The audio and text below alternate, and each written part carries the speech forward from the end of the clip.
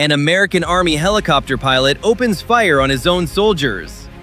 It sounds like something out of a movie, but it happened In the middle of the Vietnam War. And the pilot? He wasn't confused. He wasn't even under attack. He was trying to stop his own men. His name was Hugh Thompson. Welcome to Not Your Average History, where we ruin your textbook's credibility one forgotten story at a time. and this is the story of what happened at My Lai. This video discusses real events from the Vietnam War, including violence against civilians. Viewer discretion is advised. To understand this moment of the war, we need to understand more about the war itself. Let's rewind.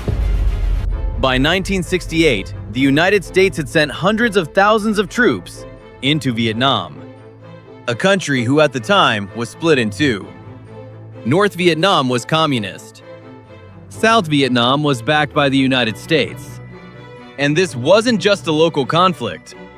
It was part of the Cold War, a much larger struggle between the United States and communist countries like the Soviet Union. American leaders believed if South Vietnam fell, other countries in the region could fall with it. So American soldiers were sent in to fight, and to protect South Vietnam and its people. But there was a problem. The US wasn't fighting a traditional army here. In fact, the enemy wasn't even always visible. They were fighting the Viet Cong, a guerrilla force operating in South Vietnam.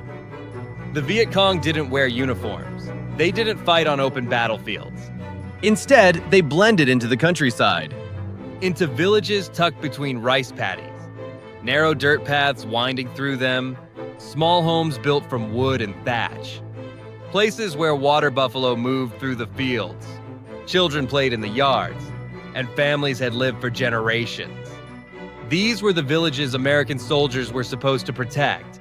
And a Viet Cong fighter could be a farmer in the morning, and a fighter by night. And for American forces on the ground, there was no clear way to tell the difference. And that changed the way these missions were carried out.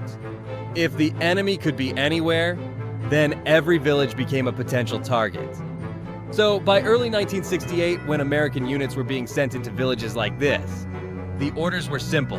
Move in, search the area, find the enemy. And in a place where anyone could be the enemy, those orders often pushed soldiers to act first and question later.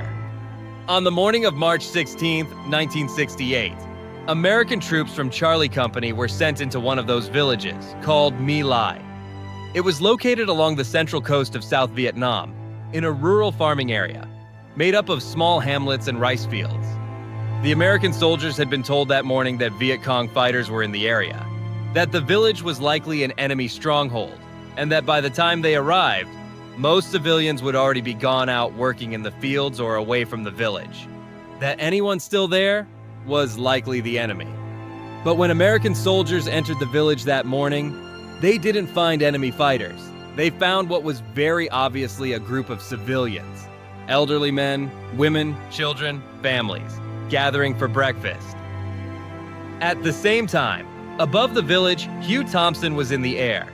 He was a 23-year-old Army helicopter pilot from Georgia, flying a light observation aircraft low over the countryside with his two-man crew, Glenn Andriotta and Lawrence Colburn. Thompson was a warrant officer, not a senior commander, not someone making high-level decisions, but someone expected to follow orders. His job that morning was reconnaissance, to move ahead of the troops on the ground, watch for enemy movement, and relay what he saw back to the unit below. It was the kind of mission he had flown many times before. Routine. Stay low, keep your eyes open, report anything that looked out of place. But as Thompson circled over the village that morning, what he was seeing didn't match what he had been told this mission would be. There was no sign of enemy fire, no movement suggesting a fight, no weapons visible from above. Instead, he began to notice bodies, not scattered like the aftermath of a battle, but grouped together in ditches along the paths. Some looked like they had been shot at close range. And then he saw something that made even less sense. Civilians, unarmed. Some running, some being herded together. mothers shielding their children, people praying. All as American soldiers moved through the village, rifles raised, with no sign of enemy fire anywhere. No return fire, no incoming shots, nothing that looked like a battle. And then Thompson saw a group of civilians gathered near an empty ditch. Women, children, elderly men, huddled together, surrounded by American soldiers. He circled back around, and when he looked again, they were gone. The ditch was filled with bodies. For a moment, he couldn't make sense of it. From the air, it didn't look like a firefight. There were no weapons, no signs of resistance, just civilians, dead. Thompson kept circling, looking for something he might have missed, some explanation that made it make sense. But the more he looked, the worse it became. He spotted movement nearby, a wounded Vietnamese woman, still alive. Thompson marked her position with a smoke grenade, a signal to ground troops that she needed help. And then, he watched as an American officer approached her and shot her. That's when it became clear. This wasn't a misunderstanding. Thompson got on the radio, reporting back up the chain of command that unarmed civilians were being killed. He said, "It looks to me like there's an awful lot of unnecessary killing going on down there. Something ain't right about this. There's bodies everywhere. There's a ditch full of bodies that we saw. There's something wrong here." He then flew toward another part of the village and saw another ditch filled with bodies. Men, women, children. Some, he noticed, were still moving. Thompson brought the helicopter down, landing nearby. He got out and moved toward the ditch, looking for anyone still alive. As he got closer, he was met by Lieutenant William Calley. The exchange was tense, Thompson pressing him on what was happening, Calley insisting they were dealing with the enemy and demanding that Thompson return to his helicopter. And then, as they stood there, more soldiers opened fire into the ditch. Thompson turned and ran back to his helicopter, not to leave, but to act. From the air, he could see more clearly now. Another group of civilians, hiding, trying to stay out of sight, and an American platoon moving toward them. Thompson brought the helicopter down, landing it directly between the soldiers and the civilians, the aircraft now the only thing separating them. Inside, his crew members Glenn Andreatta and Lawrence Colburn watched as the troops approached. Thompson told them, if the soldiers attacked him or the civilians, they should open fire. Thompson stepped out of the helicopter and moved toward the soldiers, placing himself between them and the civilians, calling out for them to hold their fire and insisting on evacuating the civilians.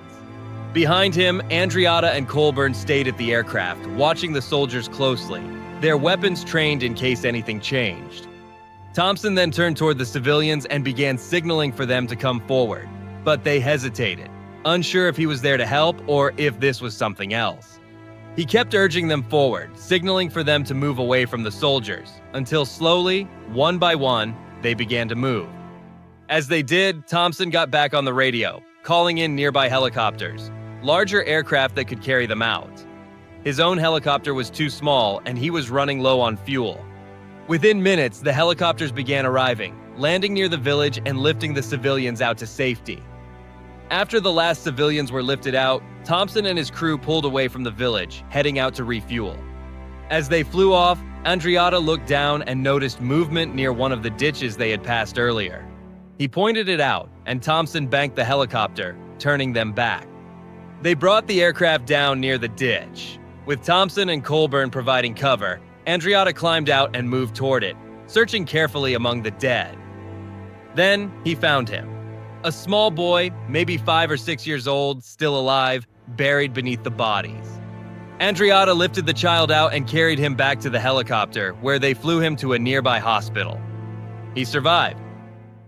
After, they flew straight to Task Force Barker headquarters, the U.S. Army unit overseeing the operation at My Lai.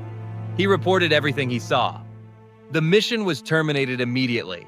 Thompson's report didn't just stop what was happening that day. It forced commanders to reconsider operations like it.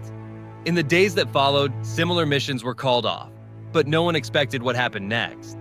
Later that year, Thompson was awarded the Distinguished Flying Cross, a military decoration given for heroism or extraordinary achievement during aerial flight. However, the official citation credited him with rescuing a wounded Vietnamese child, describing the boy as having been caught in crossfire, a clearly fabricated citation. Thompson refused to wear the medal. This was the start of a much larger effort to reshape what had happened at My Lai. Initial reports called it a successful operation, strictly enemy casualties. No mention of civilians. Thompson continued flying observation missions, but soon after My Lai was forced to leave Vietnam due to a combat career-ending injury when his helicopter was shot down. But another soldier, Ron Redenauer, was still in Vietnam. He hadn't been at My Lai, but he kept hearing the same accounts from different soldiers in different units. The details didn't line up with the official story, so he started writing things down, names, dates, what each man said he had seen. And by the time his tour ended, he had enough to know something was very wrong. Back in the United States in 1969, Redenauer turned those accounts into letters. He sent them to Congress, the Pentagon, the State Department, even to the White House, asking for an investigation. And this time it forced a response, and the Army opened up an official investigation. And as that investigation began, they found someone who had already tried to report it: Hugh Thompson. Hugh was called in and gave extremely detailed testimony about what he had seen on the ground. His account became a key part of the investigation, and what it uncovered began to unravel the official version of events. Hundreds of unarmed civilians had been killed, including women and children. More than 24 soldiers were charged, but in the end, only one was convicted: Lieutenant William Calley. He was found guilty of murdering 22 civilians and sentenced to life in prison. But that sentence didn't last. It was reduced, then reduced again, until Calley served just a few years under house arrest. For many, it felt like accountability never fully came for the over 500 lives lost that day. And for years, Thompson didn't receive praise for what he had done. He faced backlash, harsh criticism, even from members of U.S. Congress, who questioned his decision to aim a weapon at American troops. He occasionally even faced death threats, but he never changed his story. In the years that followed, Thompson spoke often about what happened at My Lai. He gave speeches about moral courage at service academies, and his crew's actions that day became part of how future generations of soldiers were taught. In 1998, 30 years after the massacre, he and his crew were finally recognized. They were awarded with the Soldier's Medal, one of the Army's highest honors for heroism outside of combat. Glenn Andreatta, who helped rescue the child, received the medal posthumously. He had been killed in Vietnam just months after My Lai. After a number of other distinguished honors for his heroism, Thompson passed away in 2006. Lawrence Colburn, the other soldier who had stood beside him that day, was by his side. You probably didn't learn about Hugh Thompson and his crew in history class, but his story deserves to be told right. This is not your average history.